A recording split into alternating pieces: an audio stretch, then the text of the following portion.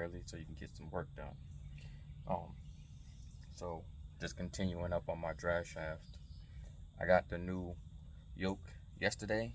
Um, I wasn't able to salvage the old one side, so I drilled the bolt successfully, got the tap in, and as soon as I was um, threading the tap out, the bolt hole in the yoke is so thin that obviously any type of strain could mess up the threads or um, crack it. So basically, I wish I had the other one here to show, but it's down at the house. Um, that horseshoe shape, and then it's got a hole, and the threads are very close to the edge. So it cracked on the inside edge, um, just very little, but that was enough for me to say nope, go buy a new one.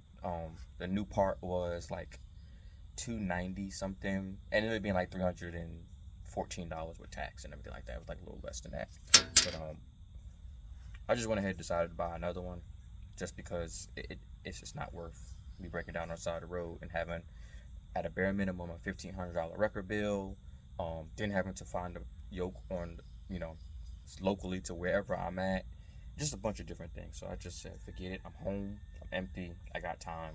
Replace it. So right now, all I'm doing is cleaning up these bolts. Got my Loctite.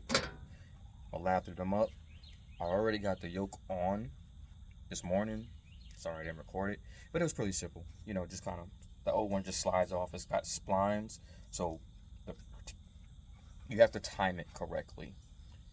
If the yoke, the dry shaft obviously round, and then the yoke has those two pointed ends.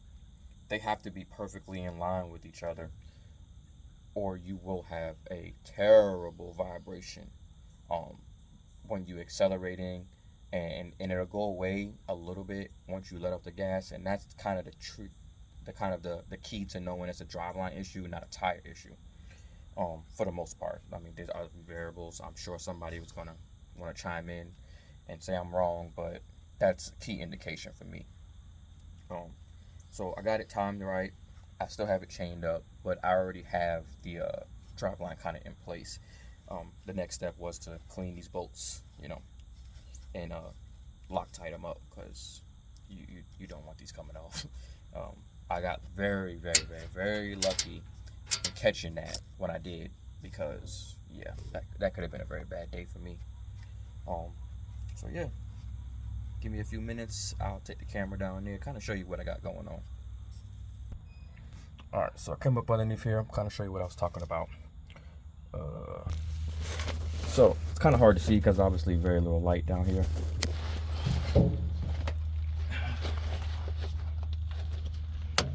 But on that shaft way down there, let's see. But you see how it's this way, straight up and down to the ground. You have to time this one here the exact same way. So it has to be straight up and down to the ground, and that end down there has to be straight up and down to the ground as well on this shaft, this particular shaft. And you got your grease so that it stops the grease from coming out. But anyway, so that cup right there, so on the other one, on the inside of this cup, it broke the thread to put the bolt on. So had to replace it. Got the new one on, about to stick the cups on, and we should be done.